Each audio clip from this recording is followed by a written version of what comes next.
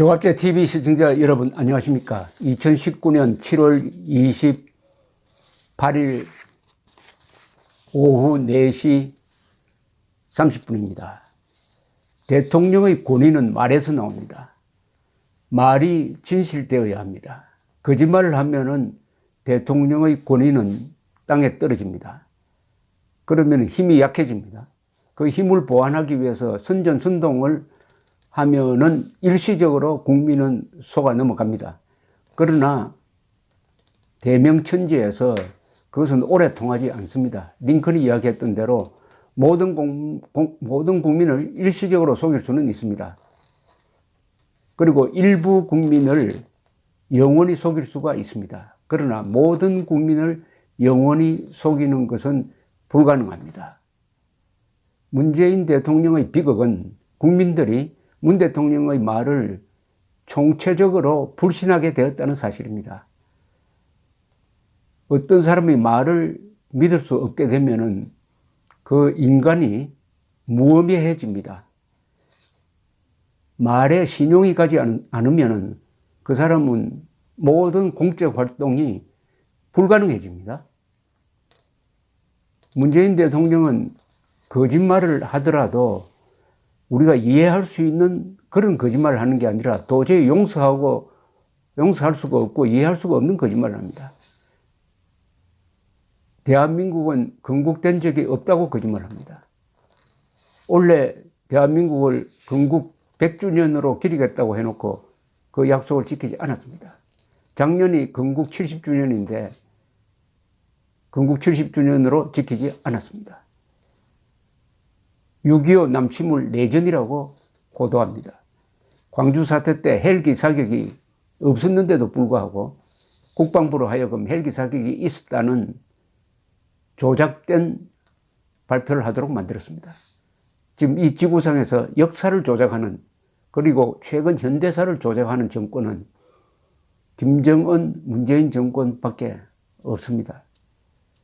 전체주의는 반드시 역사를 조작합니다. 조지 오웰이 한 이야기가 있습니다. 조지 오웰은 이렇게 이야기를 했습니다. 과거를 지배하는 자가 미래를 지배한다. 그런데 오늘을 지배하는 자가 과거를 지배한다. 즉 오늘의 권력이 미래까지 그 집권을 연장하기 위해서 과거를 조작한다는 뜻이죠. 공산주의, 파쇼 같은 이런 체제의 작동 원리를 담은 소설이 1984라는 조지 오웰의 불후의 명작입니다. 거기에는 오세아니아라는 가공의 나라가 있습니다. 이게 완전히 전체주의 국가인데 북한하고 똑같습니다. 북한 사람들이 탈북해서 1984를 읽으면 무릎을 칩니다. 어떻게 북한과 똑같은 세계를 1949년에 그릴 수 있었느냐 하면서 조지 오웰의 통찰력에 감동을 합니다. 1984에 보면은 오세아니아라는 이 전체주의 국가는 언어를 조작을 해서 국민들을 통제합니다. 여기서는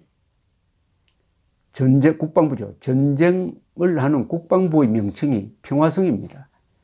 고문을 일삼는 법무부의 명칭은 애정성입니다. 애정성, 사랑한다는 뜻이죠. 그리고 거짓을 일삼는 선동부의 이름은 진실성입니다. 진실성. 그러니까 이 전체주의 체제의 선전선동에 속아 넘어가지 않는 법은 간단합니다. 또 의외로 간단해요. 그들이 말하는 것을 180도 거꾸로 해석하면 됩니다. 거꾸로 해석해야 돼요. 북한이 말하는 평화는 뭡니까? 전쟁입니다. 북한이 말하는 민족 공조는 민족 반역자들끼리의 공조를 말합니다. 그런데 문재인 대통령의 말도 완전히 거꾸로 해석해야 될 지경이 되었습니다. 문재인 대통령이 김정은이가 비핵화를 결심을 했다라고 이야기를 했는데 이미 드러난 사실은 북한의 김정은은 핵 보유국화를 결심한 겁니다. 비핵화를 결심한 게 아닙니다. 지난주에 문재인 대통령이 윤석열 신임 검찰총장에게 임명장을 주면서 한 이야기가 화제가 되고 있습니다. 살아있는 권력에 대해서도 눈치 보지 않는 자세를 주문했다. 이렇게 나오니까 이것은 거의 허무개그 수준이 아니냐 하는 논평이 나오기 시작을 했습니다. 죽은 권력에 대해서 검찰이 가혹한 수사를 한 것을 모든 국민들이 알고 있는데 살아있는 권력에 대해서도 눈치 보지 말고 수사를 하라라는 주문을 하니까 이게 진담이냐 농담이냐. 그 대목은 이렇습니다. 제가 한번 읽어드리겠습니다. 문재인 대통령이 윤 총장에게 임명장을 준 뒤 환담하는 자리에서 말한 내용인데 이게 사실인지 거짓말인지 한번 판별을 해보십시오. 문재인 대통령 이야기입니다. 윤 총장은 권력형 비리에 대해 권력에 휘둘리지 않고 권력의 눈치도 보지 않고 사람에게 충성하지 않는 자세로 엄정하게 처리해서 국민들의 희망을 받았다. 앞으로도 그런 자세를 계속 끝까지 지켜달라. 제가 그 점을 강조하는 것은 그런 자세가 살아있는 권력에 대해서도 똑같은 자세가 되어야 한다고 생각하기 때문이다. 우리 청와대든 또는 정부든 또는 집권 여당이든 만에 하나 권력형 비리가 있다면 그 점에 대해서는 정말 엄정한 그런 자세로 임해달라. 그렇게 해야만 검찰의 정치적 중립에 대하여 국민들이 체감도 하게 되고 그 다음에 권력의 부패도 막을 수 있다. 지금까지 참 다행스럽게 생각하는 것이 정부 출범 이후 아직까지는 청와대든 정부든 집권 여당이든 과거처럼 지탄받는 큰 권력형 비리라고 할 만한 일들이 생겨나지 않았다. 정말 참 고마운 일이다. 국민들은 검찰이 근본적으로 변화하기를 바라고 있다. 내부적으로는 그동안 보여왔던 정치검찰의 형태를 청산하고 어떤 무소불위의 권력으로 국민 위에 군림하는 것이 아니라 민주적 통제를 받으면서 국민들을 오히려 주인으로 받드는 검찰이 되기를 바라는 마음이 있다. 어떻게 생각하십니까? 이게 맞는 이야기입니까? 다행스럽게 이 정부에서는 권력형 비리가 없었다고요? 김경수 드루킹 합작의 댓글 여론 조작은 뭡니까 이거? 이거 권력형 비리 아닙니까? 8천만 건의 댓글에 호감 비호감을 조작해서 선거에 영향을 미칠 수 있는 여론 조작을 한 거.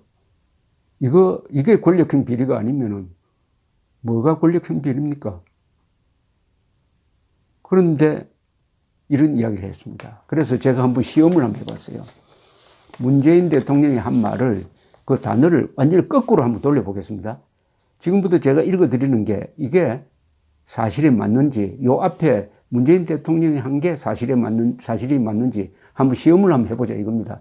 제가 문재인 대통령의 말을 완전히 거꾸로 한번 해보겠습니다. 윤 총장은 죽은 권력형 비리에 대하여 지나간 권력에 휘둘리지 않고 지나간 권력의 눈치도 보지 않고 전 정권 사람들에게 충성하지 않는 자세로 불공정하게 처리해서 국민들에게 절망을 주었다. 앞으로도 그런 자세를 계속 끝까지 지켜달라. 제가 그 점을 강조하는 것은 그런 자세가 죽은 권력에 대해서 변함없는 자세가 되어야 한다고 생각하기 때문이다. 우리 청와대든 또는 정부든 또는 집권 여당이든 만에 하나 권력형 비리가 있다면 그 점에 대해서는 정말 불공정한 편파적 자세로 임해달라. 그렇게 해야만 검찰의 정치적 편향 수사에 대해서 국민들이 체감도 하게 되고 그 다음에 권력의 부패도 지켜낼 수 있다. 지금까지 참 다행스럽게 생각하는 것이 정부 출범 이후 아직까지는 청와대든 정부든 집권 여당이든 과거처럼 지탄받는 큰 권력형 비리라고 할 만한 일들이 생겨나도 수사를 하지 않았다는 점이다. 정말 참 고마운 일이다. 국민들은 검찰이 근본적으로 변화하기를 바라고 있다. 내부적으로는 그동안 보여왔던 정치검찰의 행태를 지속하고 어떤 무소불위의 권력으로 국민 위에 군림하며 민주적 통제를 받지 말고 국민들을 오히려 종으로 뭉개는 검찰이 되기를 바라는 마음이 있다. 제가 거꾸로 읽었습니다. 그럼 제가 한 말이 틀렸습니까? 그러면 문재인 대통령의 말은 앞으로 김정은 말처럼 거꾸로 해석하는 것이 대충 맞다. 대충 맞다는 결론에 도달하는 거 아닙니까? 대충 맞다는.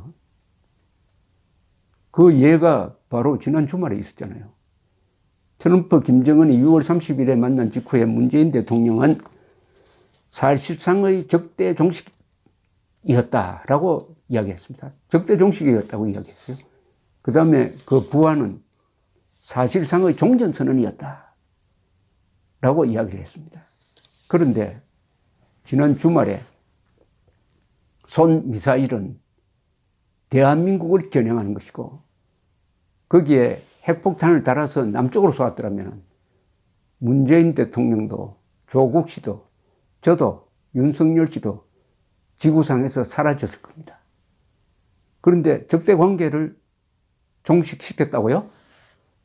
사실상의 종전선언을 했다고요?